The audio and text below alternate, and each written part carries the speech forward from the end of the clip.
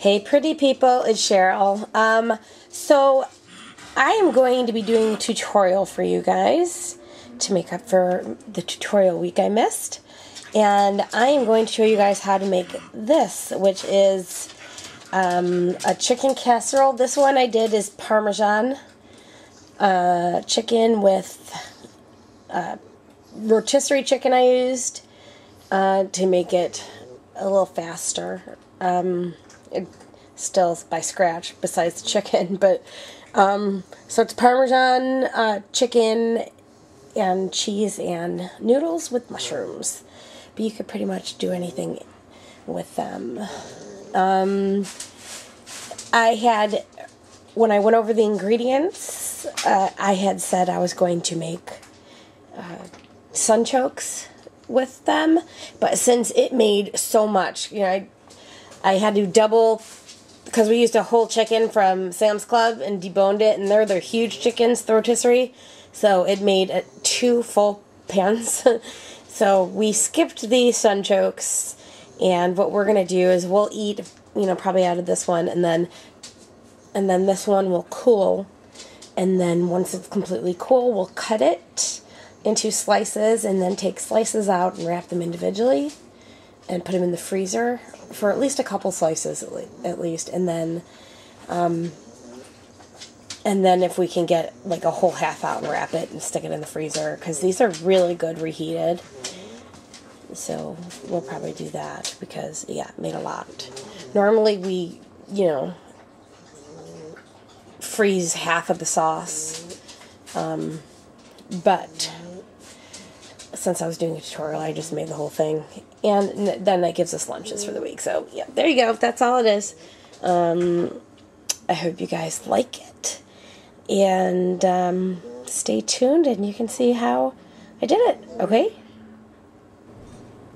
Okay, pretty people. Okay, now that you've seen the casserole, what it looks like when it's done, I'll tell you how to make it.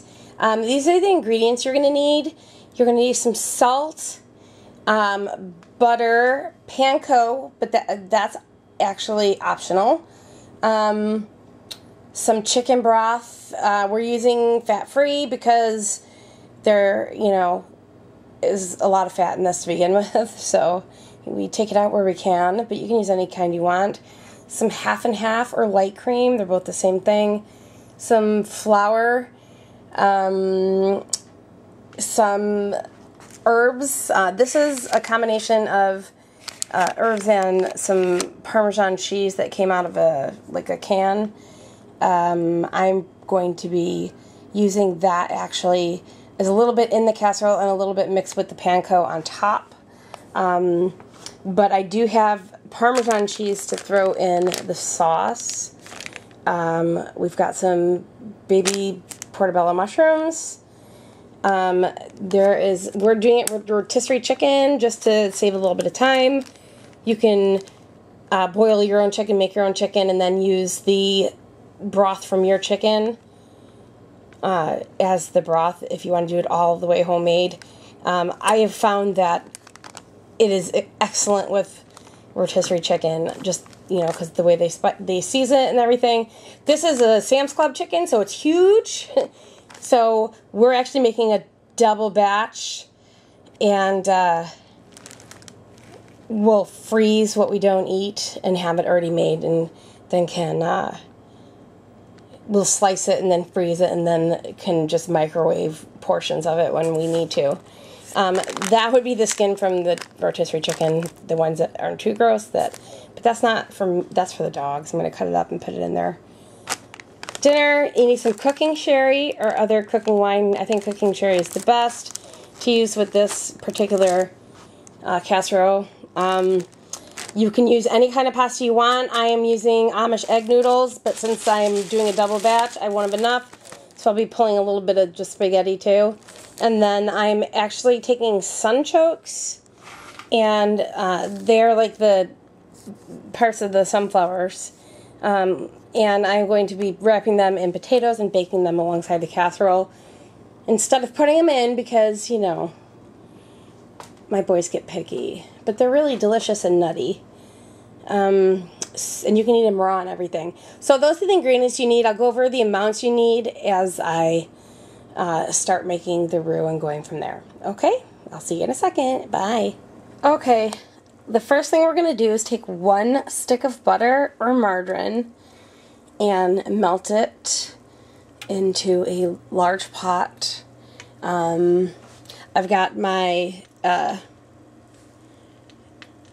water boiling set to go for the pasta.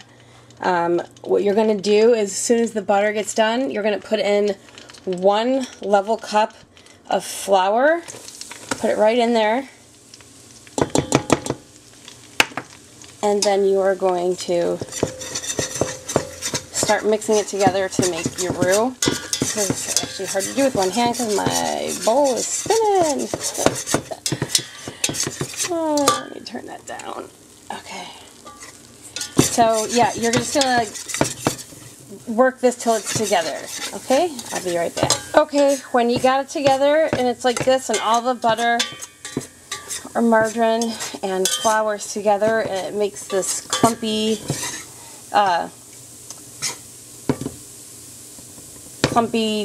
texture to it. Then you add in your chicken broth.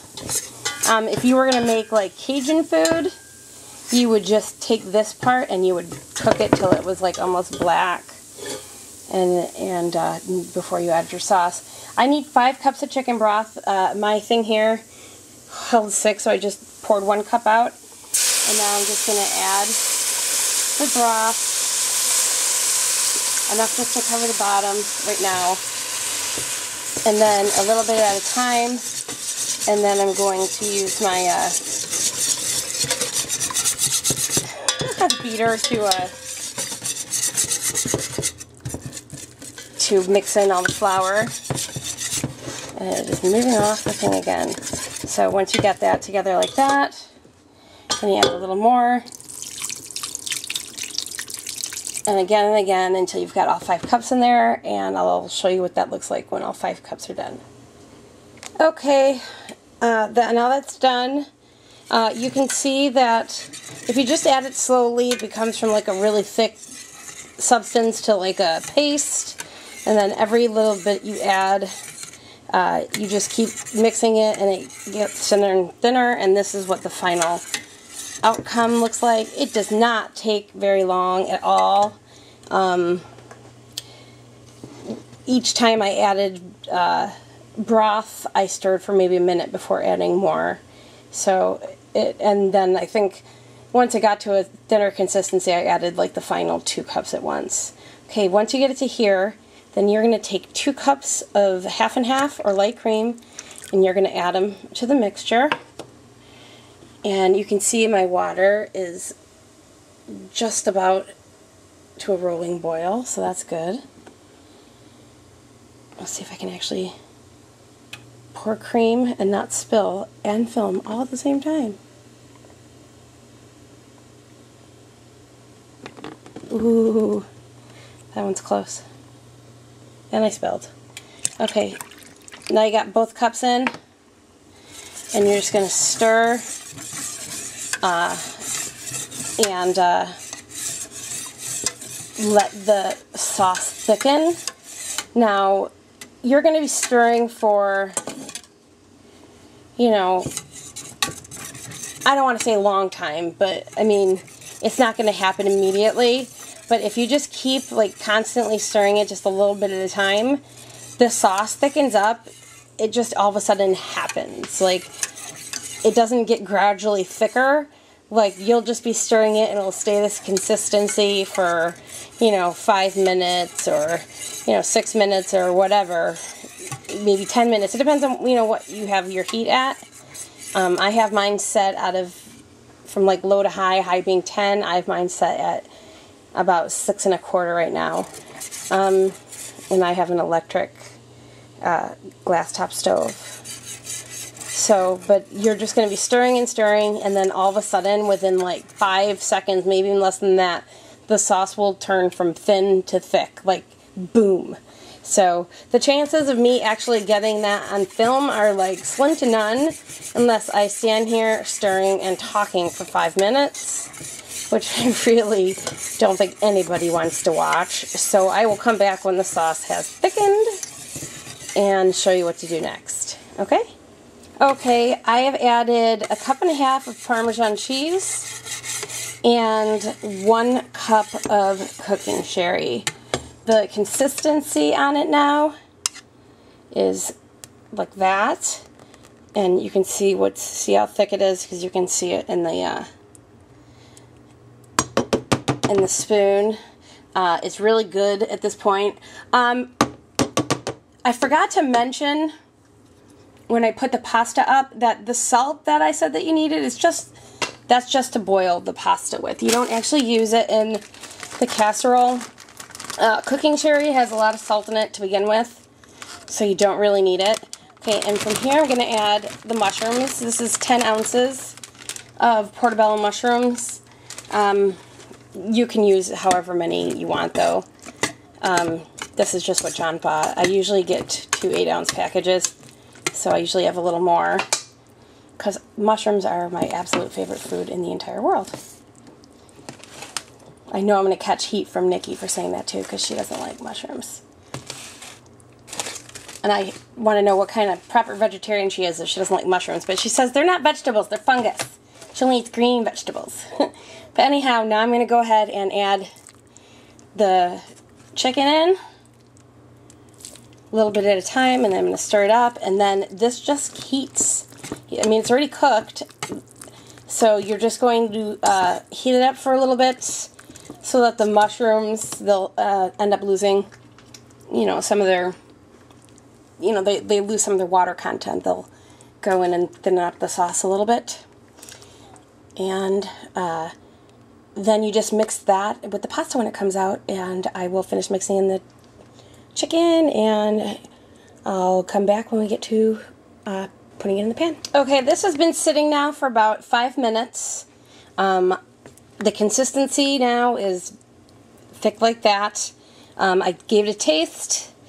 It's good. It's just, for me, a little plain. It doesn't have the Italian flavors I'm still looking for. So I've added seasonings to taste.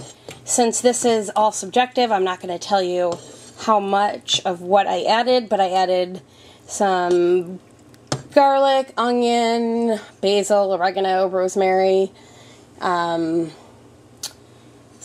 bell pepper flakes, you know, just some thyme, just your average Italian spices, and I'm just mixing them in.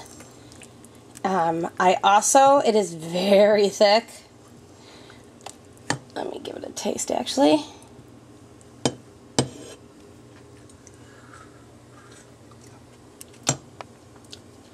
Ooh, that's very garlicky. Yummy. Okay, but it is very thick, and I still have to mix it with my pasta, so I am, at this point, going to add another 1/2 cup of cooking sherry, just to thin it out a bit. You could add broth to it, too. Actually, I may add a little bit of both, because I've got a lot of pasta to add in here. This is way more chicken than we usually use, so it's made it very, very thick. So I'm going to thin it out some. But this is actually, I mean, if you wanted it, this, you know, you just can't even talk when I'm behind the camera.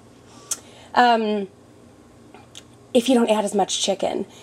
This is like a whole meat of a whole chicken. This recipe doubled calls for 4 cups. Whole chicken is a lot more than 4 cups. It's more like probably 6 to 8. So that's why I'm going to add the extra liquid. If you don't add a whole chicken, then you won't need to thin it out any. If you do add a whole chicken, and I'm talking a big one, not like the regular grocery store ones, but like the Sam's or Costco big chickens, then you might want to thin it out some. Otherwise, you should be fine with it just as is. But it's very creamy and cheesy and delicious. And now it's garlicky, which makes it, you know, perfect for me. So, and I have not touched these. These are just going on top of the casserole mixed with breadcrumbs. I used other spices, and I'll be back. Okay, so I've got it thinned out to where I want it. I used chicken broth mostly because the chicken broth that we bought this time comes with 6 cups, and I only needed 5, so I had an extra cup, which I had to pour out to get to the 5 easily. So I just used that 1/6 cup, and I just put in maybe another 1/4 cup of cooking sherry. It is nice and thinned out now. My pasta's done. I got one big clump from the spaghetti, which I think is funny. My son loves those. Those are his favorite types. And I'm going to take that, just going to slide it back into the big pot. Ooh, I made a mess.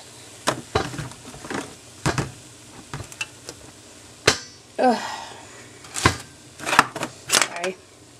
And I'm going to take this and dump it right in there, and I will come back when that's done because I need 2 hands. Okay, so I've got everything into the large pot now, and I'm mixing it all together. Now, if you wanted to, you could just take your noodles, put them in a 9x13 pan or glass dish or whatever that you're going to put in the oven, and just pour the sauce on top of that. Now, if you were going to do that, it is perfectly fine to have the sauce be as thick as it was before I added some more stuff. But we take our pasta, since we're dealing with such large amounts, and we're going to be pouring it in a huge dish, and then we still may have leftovers and have to cook it in 2. We just take the pasta, put it back in its pasta on the huge pot, and then we take that one and put it in here. And you can see, like, it's all mixing together beautifully. All the noodles are getting coated, and you got the chicken. See, with this large doubled amount, there's not too much chicken, even with a whole huge Sam's Club chicken. So I would have added more mushrooms though, but that's just me because I love them. So now we just pour it into a pot, and we'll put breadcrumbs on it, and I'll be back for that. Okay, so I've got them in the pans. I sprayed them with non-stick. It made 2, look how thick these pans are too. I made two casseroles, that amount. So the only thing left to do now is I've taken the Parmesan cheese and seasoning blend, and that's not fresh cheese, that's the one from the can. The fresh cheese went inside the sauce. And I've taken panko breadcrumbs, and which are these, and I've mixed them with butter to wet them, and then this just gets spooned over the entire top of both casseroles. You could use like the little oniony things. You could use nothing if you wanted, or just plain cheese, or regular breadcrumbs. But panko breadcrumbs are like amazing. They are light and airy, and they leave like an amazing crunch. And they make a special bread in Japan just to make breadcrumbs with it. It's like a light and airy one. So that's all you have to do, and you're done. You just put the breadcrumbs on, put it in the oven, 350 degrees, for however long it takes to heat through. On a thinner casserole, like a 9x13, we usually do it 25 minutes. This may be 40 minutes. The 25 on that one is fine. 40 minutes on this one maybe. And I'll show you when they come out. Otherwise, they are done. Okay, these just came out of oven, and that is what they look like. I hope you guys enjoyed this tutorial, and like I said, this is a very versatile recipe, so you can just change what cheese you put in, what spices, and what meat, what vegetables. You can pretty much do whatever you want with it. So I hope you guys enjoyed the tutorial, and yeah, see you, pretty people.